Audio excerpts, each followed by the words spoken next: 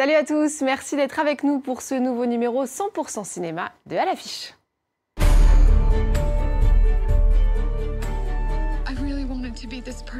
Aussi glaçant que captivant, laissez-vous entraîner dans l'univers mystérieux de Nocturnal Animals avec Amy Adams et Jake Gyllenhaal.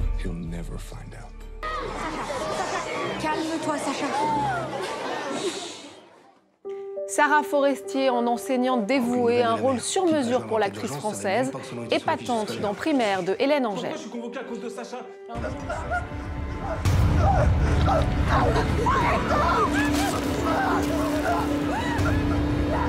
Que nous réserve 2017 dans les salles obscures? Vous saurez tout des films les plus attendus de cette nouvelle année. Et pour en parler, je vais tout de suite retrouver Iris Bray.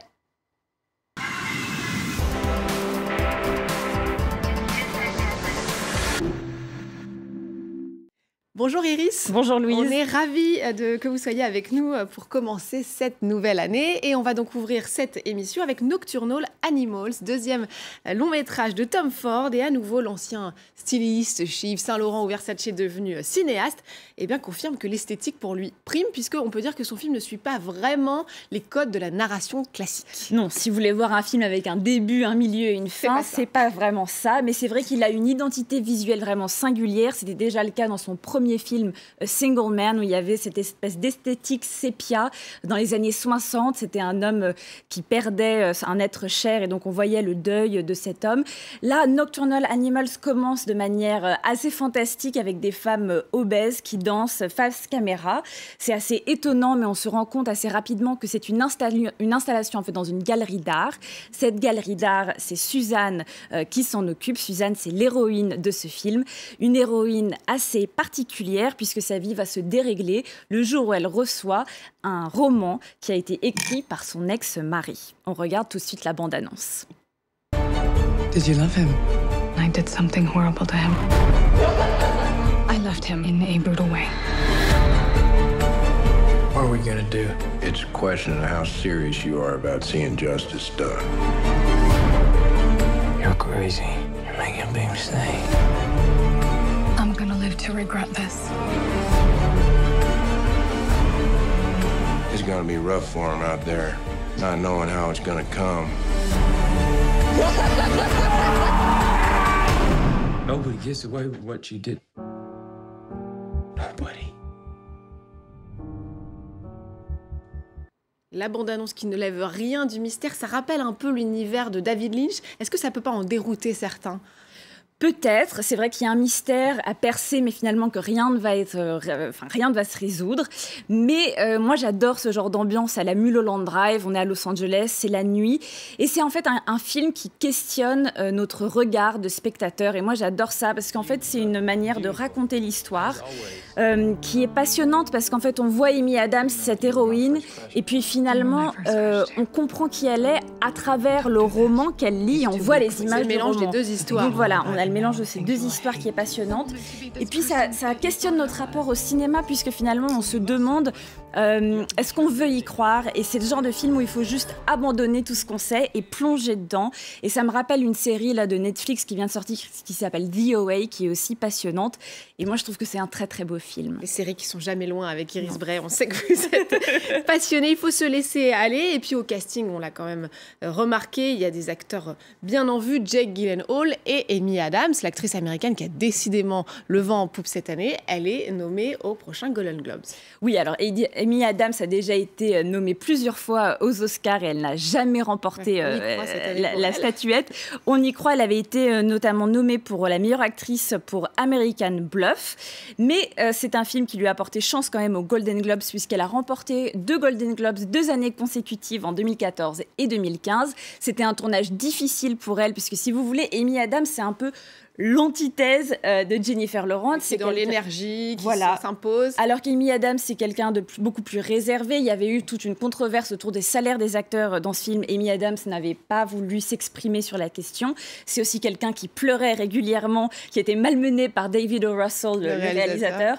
Alors que Jennifer Lawrence, elle était toujours très stoïque. Moi, je trouve qu'elle est déjà dans Nocturnal Animals, elle est absolument spectaculaire.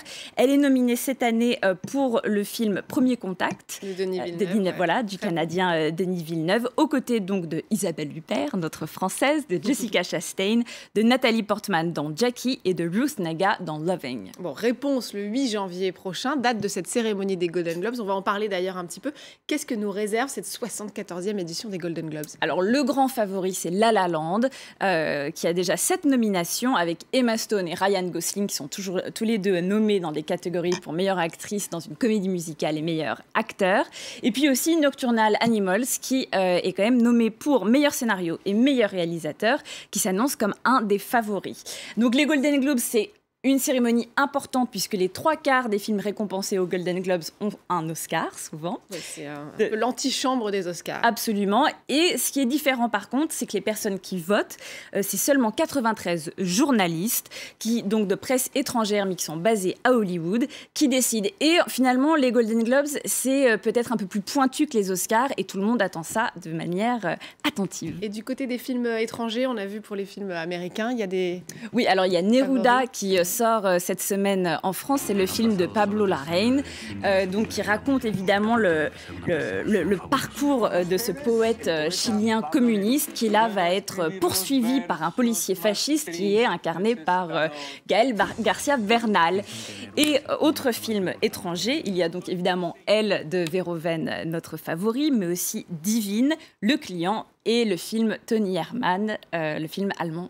Génial. On avait beaucoup aimé quand il avait été présenté à Cannes. C'est vrai que c'est une année faste pour les Français aux Golden Globes. Vous avez cité Isabelle Huppert dans Elle, Divine, Le Client. Il y a aussi Ma vie de courgette dans la catégorie film d'animation. On leur souhaite évidemment bonne chance. Et ça nous amène justement aux sorties cinéma ici dans l'Hexagone et notamment Iris Primaire avec Sarah Forestier. Sarah Forestier qui est un peu une de nos actrices françaises qui est assez exceptionnelle depuis le début de sa carrière. On se souvient d'elle assez jeune dans L'Esquive de Keshish. On l'a suivie dans beaucoup de films qui étaient présentés à Cannes, Le nom des gens et aussi Suzanne de Catel Kiliveré où elle incarnait une mère et on la suivait pendant 20 années de sa vie. C'était assez spectaculaire. Là encore dans Primaire, elle incarne une maman qui est cette fois-ci exemplaire et aussi une professeure des écoles qui est passionnée par son métier. Voilà, un rôle qu'on dirait fait sur mesure pour Sarah Forestier, que ce métier de transmission a toujours fasciné. On regarde quelques images de sa prestation et on l'écoute. C'est quoi ton problème avec Sacha? On a l'impression que c'est toi qu'on abandonne. Sacha. Non! Moi je suis son instit, je suis ni sa mère, ni assistante sociale. Tu mélanges tout là. Ce môme il a besoin de nous et nous quoi? Nous, on est décevants. La seule façon viable de faire ce boulot, c'est en aimant les gosses et tu le sais. J'ai perdu la foi, Christian. Le monde est beau, mais il n'est pas juste. C'est vraiment à l'école que moi, je me suis construite en tant que personne. Et je pense que c'est pour ça aussi que j'avais envie de faire ce film. De montrer aussi que l'école, c'est pas juste un endroit où on apprend, en fait. C'est aussi un endroit où on se construit. Un enfant, quand il comprend des choses, il se sent valorisé. Ça a à voir beaucoup avec l'estime de soi. Les qualités que vous avez en vous, en tant qu'enfant, la curiosité, l'espoir, le courage, mais c'est des qualités essentielles de la vie. Pour vivre vraiment. Alors Iris, au-delà de la prestation de Sarah Forestier, est-ce que vous êtes convaincue par ce portrait d'institutrice ? Non, pas vraiment. Je dois dire que j'aime beaucoup l'actrice, mais le film en soi n'est pas vraiment surprenant. C'est un mélange entre le film, le documentaire Être et avoir, qui était assez excellent, et puis Erin Brockovich, parce qu'on a quand même cette espèce de femme qui essaye de se battre et qui a des valeurs vraiment ancrées dans sa vie. Malheureusement, on est dans un réalisme social assez mou et on n'est pas du tout surpris par l'intrigue. Je pense que c'est un film qui pourrait plaire aux élèves de primaire, mais au-delà de ça, je trouve ça un peu réducteur dans son propos. Pas convaincu. Donc, début d'année oblige. En tout cas, on va terminer avec quelques-uns des films les plus attendus de 2017. Vous nous avez fait une petite sélection. Alors, en France, je pense qu'on va vraiment attendre Au revoir là-haut, qui est l'adaptation du livre de Pierre Lemaitre, qui avait reçu le prix Goncourt. C'est Albert Dupontel qui va donc incarner un des deux soldats qui étaient donc les héros de ce roman, et qui va aussi réaliser le film. Il avait réalisé 9 mois ferme, et ça avait été un grand succès en France. Donc, je pense que là, on va avoir quelque chose de totalement différent, et j'ai vraiment hâte de voir ça. Aux États-Unis, une des grosses sorties, c'est Wonder Woman. Girl Power. Girl Power. Je pense que voilà, c'est une actrice israélienne, Gal Gadot, qui va incarner donc cette nouvelle figure féministe, on l'espère. Il y a aussi une de mes réalisatrices favorites, Sofia Coppola, qui sort un nouveau film qui s'appelle The Beguiled. C'est une adaptation, même un remake en fait, d'un film qui a été fait en 1971. Donc on a hâte de voir ce qu'elle va en faire. Mystère. Et enfin, le 6e volet de la franchise Alien, qui va être réalisé... Accrochez-vous, on a vu les images au début de l'émission, voilà. Ça promet. Et ben voilà, on retrouve l'univers, donc c'est Ridley Scott qui avait déjà réalisé le premier Alien en 79, qui reprend la réalisation de ce 6e volet, qui est en fait un prequel au premier Alien, donc je pense que ça va être assez fascinant.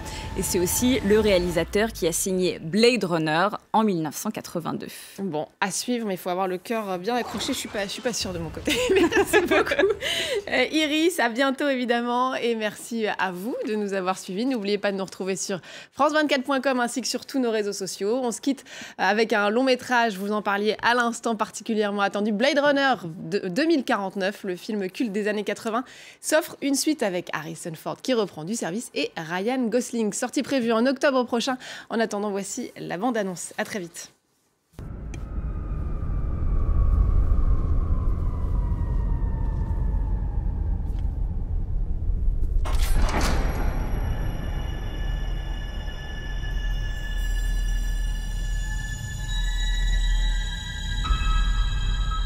I had your job once. I was good at it.